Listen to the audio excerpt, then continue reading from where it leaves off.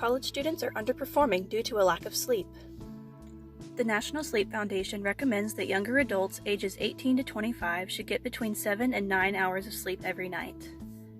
The average college student sleeps only about 6 or 7 hours on a good night due to classes, homework, jobs, and some form of a social life. Christabel, a junior multi-platform journalism major at Sam Houston State University, describes her sleeping schedule this semester. I'll either have, it really depends on what I have due the next day. If I have an exam, I'll get 3 hours of sleep. But if I don't have class the next day, I'll get like 8 or 9 hours of sleep. But the consequences of sleep deprivation are vast. Associate Professor of Psychology, Dr. Chelsea Ratcliffe, explains how foregoing sleep impacts the body. And our immune system starts to become compromised. It becomes much more easy for us to get sick through things like a cold or flu, things like that. When we're sleep deprived, we're more likely to get sick. It's harder for us to think, so we have cognitive impairment. So in particular, if you're a student, that can be really problematic. So all-nighters are not a good idea. They don't, and research supports this, it doesn't lead to higher grades.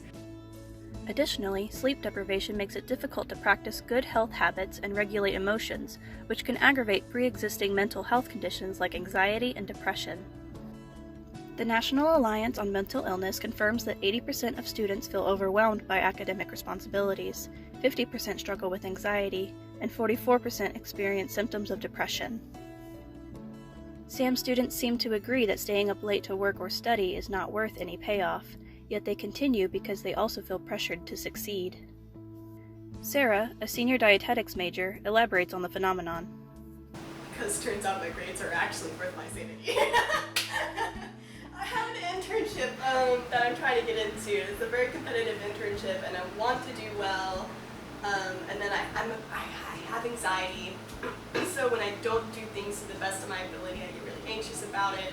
It's like I know I could do better. I beat myself up over it if I don't do well. So it's like a constant battle within myself. In situations where a student cannot avoid an all-nighter, the best way to recover is by cobbling together at least 6 hours of sleep throughout the next day, even if it's not continuous.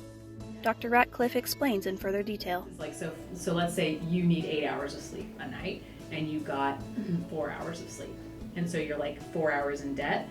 If you sleep half that time that you're in debt, it usually kind of rights the ship.